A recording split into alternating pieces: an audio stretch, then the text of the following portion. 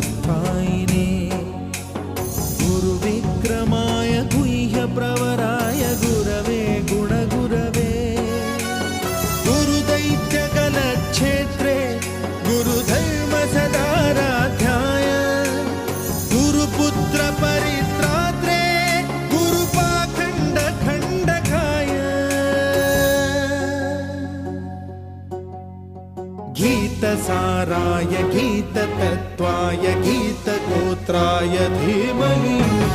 गूढगुल्फाय गन्धमत्ताय गोजयप्रदाय धीमहि